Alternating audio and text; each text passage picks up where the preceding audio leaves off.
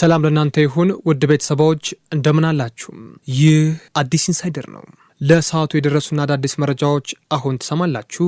በቅድሚያም ርዕስቱን አስታውቃችሁ በመከላከያ ሰራዊቱ ከፍተኛ አዛዥና ኮሎኔል የነበረው እንዲሁም 99ኛ ክፍለ ጦርን ሲመራ የነበረው ዋና አዛዥ በፋኖ ቁጥጥር ስር መግባቱ የተነገረ ይገኛል። ይህ አዛዥ 99ኛ ክፍለ ጦር ያለው ላጅ በትኖት ክልተው ብሏል ተብሏል። ይህንን ጉዳይ በስፋት የምናስደምጣችሁ ነው። በሌላ በኩል ደግሞ እስክንድር ነጋ መንግስት መደራደሪያ ነጥቦቹን አሳውቆኛል፣ ነገር ግን ከአቀረቡልኝ ነጥቦች መካከል ብዙዎቹን አልተቀበልኳቸውም፣ ይህ ማለት ግን ድርድሩ አይቀርም ማለት አይደለም ሲል ተናግሯል። ይህ ጉዳይም በስፋት የሚደመጥ ነው የሚለው በተለይም ደግሞ ከዚህ ቀደም እስክንድር ነጋ መንግስትና የፋኖ ድርድር በአሜሪካ ወይ በአውሮፓ መሆን አለበት ሲል መናገሩ የሚታወስ ሲሆንም ይህን ተከትሎ መንግስት ያቀረባቸው ቅድመ ሁኔታዎች ግን ይህን ለማድረግ ፈቃጅና አስቻይ አልነበሩም ብሏል። ለአማራ ህዝብ ሰላም ለመስጠት የትኛውም አይነት መንገድ መከተል ቢገባም ነገር ግን የህልውና ትግሉን ወደኋላ የሚያደናቅፍ መሆን አለበት ሲልም ተነግሯል። አሁንም ብዙ ወቀሳዎችን እያስተናገደ የሚገኘው እስክንድር ነጋ ከምን ደርሷል? ይህ መረጃችን በስፋት የሚያስደምጣችሁ ነው። በሌላ በኩል ደግሞ ህወሓት ጠቅላይ ሚኒስትሩ ለቀጣይ የትግራይ ጊዜያዊ አስተዳደርነት በኢሜይል ጥቆማ ስጡኝ ማለታቸውን ተቃውሟል። ብቻቸውን መሾም አይችሉም ሲልም ተናግሯል። እነ ጀነራል ታደሰ ወረደ ፕሬዚዳንት አድርገን ሾመናል፣ ነገር ግን የፌዴራል መንግስቱ ችላ ብሎታል ብሏል ህወሓት። ይህም ከምትሰማቸው ጉዳዮች አንዱ ሲሆንም የኢትዮጵያ ወንጌል አማኞች ቤተክርስቲያን ካውንስል ፖሊስ አገልጋዮችን ከማጀብ እንዲታቀቡ ጠየቀም። በተለይም ደግሞ በቅርቡ በሐዋሳ ከተማ በነበረው የነብዩ የኢዩ ጩፋ አቀባበል ላይ ብዙ የፌዴራል ፖሊሶች አጅበው ሲሄዱ ታይተው ነበር። ይህም በተመለከተም የኢትዮጵያ ወንጌል አማኞች ቤተክርስቲያን ካውንስል ፖሊስ አገልጋዮችን ከማጀብ እንዲታጠብ መጠየቁ ተነግሯል። በሌላ በኩል ወደ ሲዳማ ተጉዘን ደግሞ የቶኪቻው ሙዚቃ በሲዳማ ክልል ቤተኛውም አካባቢ እንዳይከፈት የሲዳማ ክልል መንግስት ትእዛዝ መስጠቱም አነጋጋሪ ሆኗል። አርቲስት ቶኪቻው ወይም ዮሐንስ በቀለ በሲዳማ ክልል የተንሰራፋው የመልካም አስተዳደር ጦት በተመለከተ በማህበራዊ ሚዲያ ሲተች መስተዋሉ ይታወቃል። ይህን ተከትሎም ምንም ሙዚቃ በሱ ክልል እንዳይከፈት ተደርጓል። ይህም የምነግራችሁ ሲሆን የዋርካው ምሬ ወዳጆ መልእክትም እናሰማችሁናል። በተለይም ደግሞ እውነተኛ የድርጅት መሪ ያስፈልገናል። እውነተኛ የድርጅት አባል እንዲሁም እውነተኛ ርዕዮተ ዓለም ያለው እውነተኛ ድርጅት ኖሮት አያውቅም ወይም የነበሩት በአጭር ቀርተዋል። ይህም በተመለከተ ሁላችንም አንድ መሆን አለብን ሲል ሰምቷል። እናስደምጣችኋለን። አዲስ ኢንሳይደር በስፋት የሚያስደምጣችሁ ጉዳይ ነው። ወደ ባህር ማዶ ተጉዘን ደግሞ የአሜሪካው ፕሬዚዳንት ዶናልድ ትራምፕ በባይተንስ ባለቤትነት የተያዘውን ቲክቶክ ለመሸጥ ከስምምነት ለመድረስ ለቻይና ታሪፍ ቅናሽ ሊያደርጉ እንደሚችሉ ተናገሩ። ትሰሙታላችሁ። ውድ የቻናላችን ተከታታዮች ቻናላችንን ላይክ፣ ሼር፣ ሰብስክራይብ ያድርጉ። ለአዲስ ኢንሳይደር አዲስ የሆናችሁ ደግሞ ሰብስክራይብ እያደረጋችሁ ቤተሰብ ይሁኑም። ወደ ቀዳሚ መረጃ ማለፍን ህወሓት ጠቅላይ ሚኒስትር ለቀጣይ የትግራይ ጊዜያዊ አስተዳደርነት በኢሜይል ጥቆማ ሰጡኝ ማለታቸውን ተቃወሙ። ብቻቸውን መሾም አይችሉም ብሏል። እኛ ጀነራል ታደሰ ወረደን ፕሬዚዳንት አድርገን ሾመናል፣ ነገር ግን የፌዴራል መንግስት ችላ ብሎታል ብሏል። መንግስት የፕሪቶሪያን ስምምነት በመጣስ የትግራይን ህዝብ ትዕግስት እየተፈታተነ ነው ብሏል። ድርጅቱ አሁን በወጣው መግለጫም እንዲህ ብሏል። የኢትዮጵያ መንግስት አሁንም የተኩስ አቁም ስምምነትን መንፈስና ይዘት ወደ ጎን በመተው በተወያዩ ወገኖች የጋራ ስምምነት ሳይሆን ተገቢ ባልሆነ ውጊያዎች ብቻውን ለመወሰን እየሰራ ነው ብሏል። በፕሪቶሪያ ስምምነት አንቀጽ 10 መሰረት ደግሞ የትግራይ ጊዜያዊ አስተዳደር የተመሰረተው በህወሓትና በኢትዮጵያ መንግስት ድርድር ነው ብሏል። ስለዚህ በትግራይ የተቋቋመው ጊዜያዊ አስተዳደር የፕሪቶሪያ ስምምነት ውጤት እንጂ የኢትዮጵያ መንግስት ብቸኛ ውሳኔ አይደለም ሲል ተናግሯል። ሆኖም ይህን የሚጥስ ግልጽ እንቅስቃሴ አለ ሲልም ተናግሯል። ከቅርብ ጊዜ ወዲህ የኢትዮጵያ መንግስትና ህወሓት ከስልጣን መወረድ ተከትሎም በጊዜያዊ ፕሬዚዳንት መተካት ላይ ውይይት አድርገውም ነበር። በጉባኤው የእስካሁኑ ጊዜያዊ አስተዳደር የስራ አፈጻጸም የገመገመ ሲሆን ጊዜያዊ አስተዳደሩን ፕሬዚዳንት ለመቀየር ተስማምቷል። ስለሆነም የህወሓት ማዕከላዊ ኮሚቴ ጀነራል ታደሰ ወረደ በፕሬዚዳንትነት እንዲሾም ወስኗል። ነገር ግን ከጠቅላይ ሚኒስትር ጽህፈት ቤት የቀረበው አስተያየት ጥሪም ስምምነቱን ችላ ብሎታል ብሏል። ፕሬዚዳንቱ የመሾም ስልጣን የጠቅላይ ሚኒስትሩ ብቸኛ ውሳኔ መስሎ የፕሪቶሪያ ስምምነትን ለሚጥስ ተቀባይነት የለውም ብሏል። ህወሓትም እንደዚህ አይነት ኢሰብአዊ ድርጊቶች የፕሪቶሪያን ስምምነት ብቻ ሳይሆን ዓለም አቀፍ ህግንም ይቃረናሉ። በተጨማሪም የህዝብን ሰላም ለማደፍረስና ግጭት ፈጣሪ እንቅስቃሴ ያደረጉ ስለሆነ በአስቸኳይ መቆም አለበትም ብለዋል።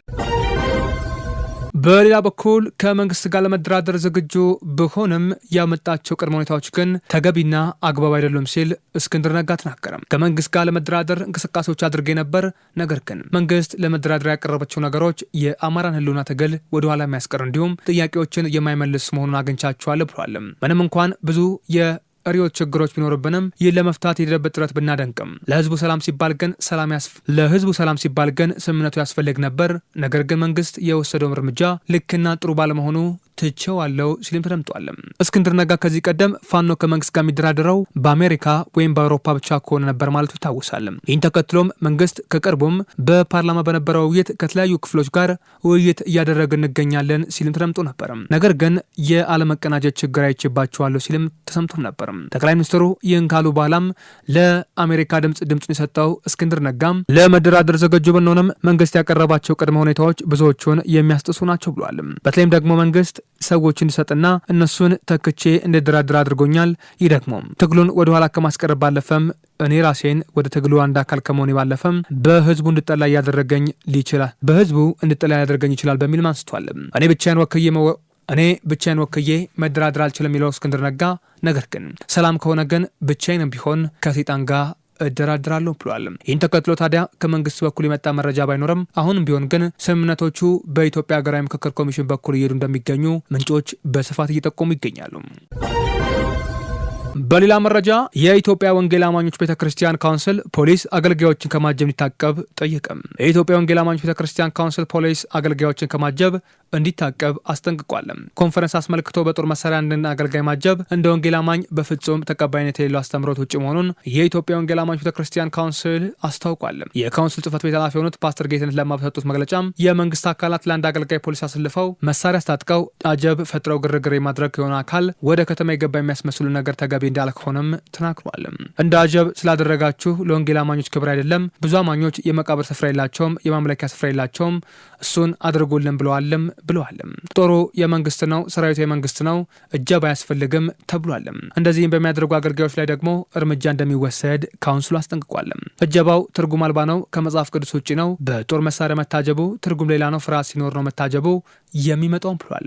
አገልጋዩ ከህዝብ የተበደረው ገንዘብ ሲኖር ችግር የሚፈጥርብኝ ህዝብ ይኖራል ብሎ ሲፈራ ነው በፖሊስ የሚታጀበው እንጂ ወንጌል ለመስበክ ከሆነ እጀባ ያስፈልገውም ብሏል።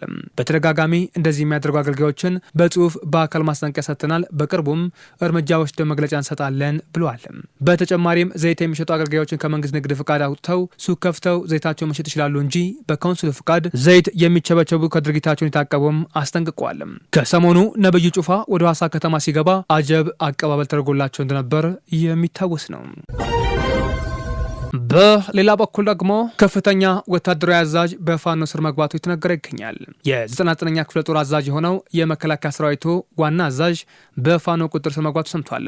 ይህ ኮሎኔል አባይነ ዘውዴ የተባሉት እኚህ ኮሎኔል 99ኛ ክፍለ ጦር በመባል የሚታወቅን ትልቅ ብርጌድ እየመሩ የነበሩ ናቸው።